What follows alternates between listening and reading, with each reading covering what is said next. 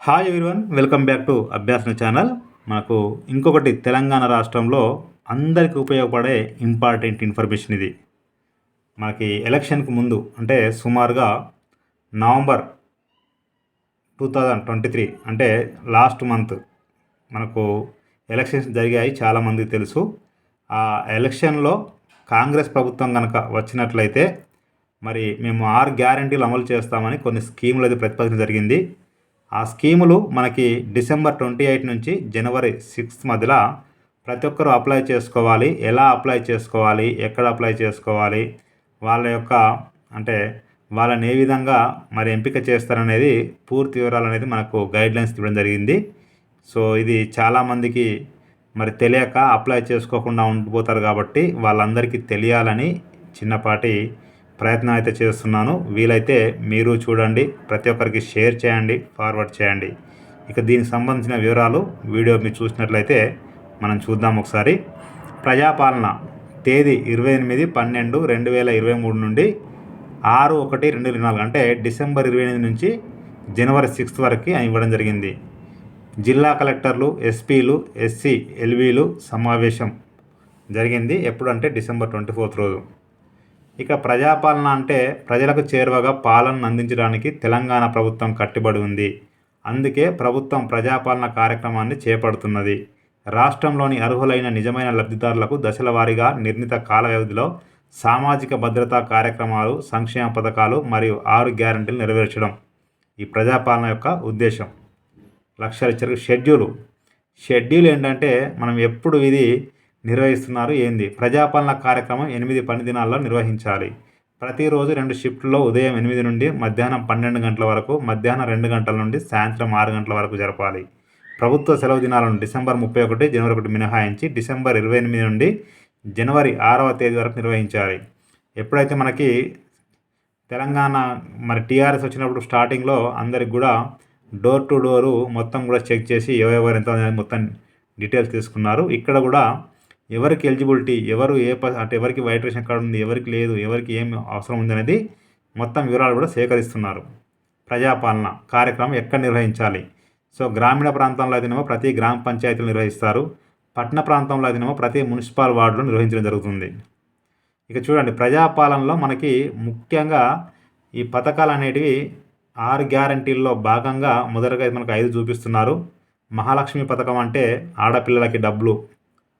రైతు భరోసా పథకం అంటేనేమో రైతు బంధులాగా మనకు దానికి సంబంధించి మనకు తీసుకుంటున్నారు అప్లికేషన్లు. గృహజ్యోతి పథకం అంటేనేమో ఇళ్ళకు సంబంధించింది, అంటే ఇందిరమ్మ ఇళ్ళలాగా. సో ఇక్కడ ఇందిరమ్మ ఇండ్లు పథకం ఇచ్చారు, గృహజ్యోతి పథకం ఇచ్చారు, చేయుత పథకం ఇచ్చారు. మొత్తానికి మనకు 5 రకాల పథకాలకైతే మరి అప్లికేషన్లు తీసుకోవడం జరుగుతుంది. మిస్ అవ్వకూడదు ఎవరు కూడా. అధికార బృందాల ఏర్పాటు. మండల స్థాయిలో అవసరమైన అన్ని అధికార బృందాలను ఏర్పాటు చేసుకోవాలి. ప్రతి బృందం రోజుకు 2 గ్రామాల్లో సభలు నిర్వహించాలి. జనవరి 6వ తేదీ నాటికి అన్ని గ్రామాల్లో పూర్తి చేసుకోవాలి. అదేవిధంగా పట్టణ ప్రాంతాల్లో వార్డుల స్థాయిలో అవసరమైన అన్ని బృందాలను ఏర్పాటు చేయాలి. ప్రతి బృందం గ్రామ సభ, వార్డు సభలో కౌంటర్లు ఏర్పాటు చేసుకోవాలి. ప్రతి 100 కుటుంబాలకు కనీసం ఒక కౌంటర్ ఉండాలో చూసుకోవాలి. సపోజ్ ఒక గ్రామంలో కనుక ఒక 1000 కుటుంబాలు ఉన్నాయనుకుంటే కనుక అక్కడ 10 మంది అధికారులు అనేది ఖచ్చితంగా రావాల్సి ఉండాలి. ఒక్కొక్క అధికారి ఒక్కొక్క కౌంటర్ ఏర్పాటు చేసుకొని వాళ్ళ దగ్గర దరఖాస్తు తీసుకోవాల్సి ఉంటుంది. చూడండి, అధికార బృందాల ఏర్పాటు. ప్రతి బృందంలో ఈ క్రింద తెలువబడిన అధికారుల్లో అవసరమైన వారిని నియమించుకోవాలంట. తహసీల్దార్ లేదా రెవెన్యూ శాఖ ప్రతినిధి, మండల పరిషత్ అభివృద్ధి అధికారి లేదా గ్రామీణాభివృద్ధి శాఖ ప్రతినిధి, మండల పంచాయతీ అధికారి లేదా పంచాయతీరాజ్ శాఖ ప్రతినిధి, అంటే విలేజ్ సెక్రటరీ కానీ, లేకపోతే ఎంపీడీఓ కానీ, లేదంటే ఎంఆర్ఓ కానీ, లేదంటే ఆర్ఐ కానీ. సో అట్లా మొత్తానికైతే అందరు రావాల్సి ఉంటుంది. మండల వ్యవసాయ అధికారి లేదా వ్యవసాయ శాఖ ప్రతినిధి, అంటే సపోజ్ ఒక వ్యక్తి మనకు అగ్రికల్చర్ ఆఫీస్లో సీనియర్ అనుకోండి, ఆయన కూడా వచ్చి తీసుకోవచ్చు అన్నట్టు. పౌర సరఫరాల శాఖ ప్రతినిధి, పిహెచ్సి వైద్యాధికారి లేదా వైద్య ఆరోగ్య శాఖ ప్రతినిధి, మండల విద్యాధికారి లేదా విద్యా ప్రతినిధి, టీచర్లు కానీ, ఎంఈఓలు కానీ రావాల్సి ఉంటుంది. ఏఈ డిస్కం లేదా విద్యుత్ ప్రతినిధి, అంటే ఇక్కడ ఎవరైనా రావచ్చండి, లైన్మెన్ కూడా రావచ్చు. సంబంధిత గ్రామ పంచాయతీ కార్యదర్శి, ఇతర సంబంధిత అధికారులు అందరూ కూడా ఖచ్చితంగా రావాల్సి ఉంటుంది. అధికార బృందాల ఏర్పాటు. చూడండి, ఇక్కడ మీకు పట్టణ ప్రాంతాల్లో మున్సిపల్, రెవెన్యూ, పౌర సరఫరాలు, వైద్య ఆరోగ్య, విద్య, విద్యుత్ శాఖ, మొదలగు ప్రతినిధులతో కూడిన బృందాలు ఏర్పాటు చేయాలి. జిల్లా కలెక్టర్లు తీసుకోవాల్సిన చర్యలు. జిల్లా ఇన్ఛార్జ్ మంత్రి గారి అధ్యక్షతన సమావేశం ఏర్పాటు చేసి అందరూ అధికారులు, ప్రజాప్రతినిధులకు కార్యక్రమ ఉద్దేశాలు వివరించాలి. ఈ సమావేశాలు డిసెంబర్ 27లోగా పూర్తి చేసుకోవాలి. ఇదే తరహా సమావేశాలను నియోజకవర్గ స్థాయిలో ప్రత్యేక అధికారులు నిర్వహించాలి. రాష్ట్ర స్థాయిలో ఒక ఉమ్మడి దరఖాస్తు ఫారాన్ని రూపొందించి కలెక్టర్లకు పంపించడం జరుగుతుంది. వాటిని తగిన సంఖ్యలో ప్రింట్ చేసి ప్రతి గ్రామంలో మున్సిపల్ వార్డులో 27వ తేదీ రాత్రి వరకు పంచాయతీ వార్డు కార్యదర్శి పంపాలి. అంటే ఇవన్నీ కూడా మనకు అప్లికేషన్ ఫామ్స్ అనేవి ప్రతి విలేజ్లో కూడా మనకు 27 నైట్ వరకు రీచ్ అవ్వాలి.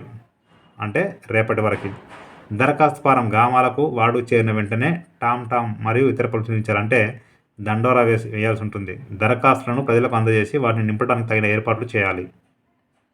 జిల్లా కలెక్టర్లు తీసుకోవాల్సిన చర్యలు. దరఖాస్తుదారులు ముందుగానే దరఖాస్తు నింపుకొని గ్రామసభకు వచ్చే విధంగా ఏర్పాటు చేసుకోవాలి.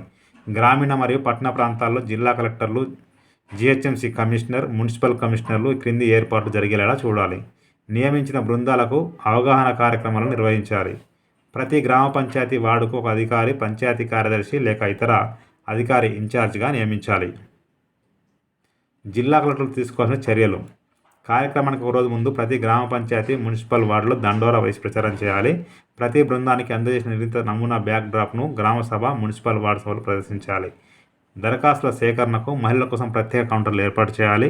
స్త్రీలకు, పురుషులకు విడివిడిగా క్యూ లైన్లు ఏర్పాటు చేయాలి. భారీ సంఖ్యలో దరఖాస్తుదారులు ఉన్నప్పుడు టోకెన్ విధానాన్ని అనుసరించాలి. గ్రామ సభ, జిల్లా కలెక్టర్ తీసుకున్న చర్యలు. గ్రామ సభ, మున్సిపల్ వార్డు సభలు సక్రమంగా శాంతియుతంగా నిర్వహించడం కోసం త్రాగునీరు, టెంటు, కౌంటర్ల కోసం టేబుళ్లు, క్యూ లైన్ల కోసం బారికేడ్ల వంటి ఏర్పాట్లు చేయాలి. గ్యారంటీల అమలుతో సంబంధం ఉన్న అన్ని శాఖల అధికారులు హాజరయ్యేలా చూడాలి. నియోజకవర్గ స్థాయి నోడల్ అధికారులను నియమించి వారి ద్వారా కార్యక్రమం పర్యవేక్షణ చేయాలి. రోజువారీ దరఖాస్తుల స్వీకరణ వివరాలను ప్రిన్సిపల్ సెక్రటరీ, పంచాయతీరాజ్ అండ్ గ్రామీణాభివృద్ధి శాఖ గారికి సమర్పించాలి. పట్టణ ప్రాంతాల్లో జిహెచ్ఎంసీ కమిషనర్ లేక సంబంధిత మున్సిపల్ కమిషనర్లు కార్యక్రమాన్ని పర్యవేక్షణ చేయాలి. స్వీకరించిన అన్ని దరఖాస్తులను టీం లీడర్ ఆధీనంలో ఉంచాలి. అట్టి వాటిని సురక్షితంగా భద్రపరిచి కంప్యూటరీకరణ చేయడానికి అనువైన కార్యాలయాన్ని జిల్లా కలెక్టర్ కేటాయించాలి. జిల్లా కలెక్టర్ పాటించవలసిన షెడ్యూలు. బృందాల ఏర్పాటు మరియు విలేజ్ విజిట్ షెడ్యూల్ తయారీ 25/12/2003 నిన్న. తర్వాత విలేజ్ విజిట్ షెడ్యూల్ను కమిషనర్, పంచాయతీరాజ్ పంపాల్సినది 25/12/2003 నిన్న అయిపోయిందండి. బృంద సభ్యులకు కార్యక్రమంపై శిక్షణ, అవగాహన పూర్తి చేయవలసినది ఈరోజు అంటే 26. గౌరవ జిల్లా ఇన్ఛార్జి మంత్రివర్యులచే జిల్లా మరియు నియోజకవర్గ స్థాయి అధికారులకు అవగాహన సమావేశము ఈరోజు, రేపు 2 రోజులు ఉంటుంది. డైలీ రిపోర్టు మనకు సాయంత్రం 8 గంటలకు ఇవ్వాల్సి ఉంటుంది స్టేట్ వైడ్గా. గ్రామ ఇన్ఛార్జ్, వార్డు స్థాయి అధికారి బాధ్యతలు. సదస్సుకు ఒకరోజు ముందుగానే టామ్ వేయించి కౌంటర్లు ఇది ఏర్పాటు చేసుకోవాలి. ముందు రోజే దరఖాస్తులను పంపిణీ చేసి దరఖాస్తుదారులు వాటిని నింపి సిద్ధంగా ఉండేలా చేయాలి. ఇతర గ్రామస్థాయి అధికారులు, అంగన్వాడీ టీచర్, ఆశా మొదలగు వారు సమన్వయం చేసుకొని కార్యక్రమాన్ని దిగ్విజయం చేయాలి. గ్రామ పంచాయతీ సర్పంచ్ను, కార్పొరేటర్ లేదా వార్డు కౌన్సిలర్ ఇతర ప్రజాప్రతినిధులను సమావేశానికి ఆహ్వానించాలి. గ్రామ సభ, మున్సిపల్ వార్డు సభను ప్రారంభించడానికి ముందు ప్రభుత్వ సందేశాన్ని చదివి వినిపించాలి. కౌంటర్లో ఉన్న సిబ్బంది దరఖాస్తుల స్వీకరణకు ముందు అన్ని అవసరమైన వివరములు నింపి అనుబంధంతో సహా ఆధారు, తెల్ల రేషన్ కార్డు సమర్పించేలా చూడాలి. రసీదును తప్పనిసరిగా దరఖాస్తుదారునికి ఇవ్వాలి. స్వీకరించిన దరఖాస్తులను పంచాయతీరాజ్, గ్రామీణాభివృద్ధి శాఖ రూపొందించిన ఆన్లైన్ సాఫ్ట్వేర్లో నమోదు చేయాలి. ప్రతి దరఖాస్తుకు ఒక ప్రత్యేక సంఖ్యను కేటాయించాలి. దరఖాస్తుల వెరిఫికేషన్, ప్రాసెసింగ్పై సూచనలు తదుపరి జారీ చేయబడతాయి. ఇదండి పూర్తిగా. ప్రతి ఒక్కరికి షేర్ చేయండి, ఫార్వర్డ్ చేయండి. Thank you so much.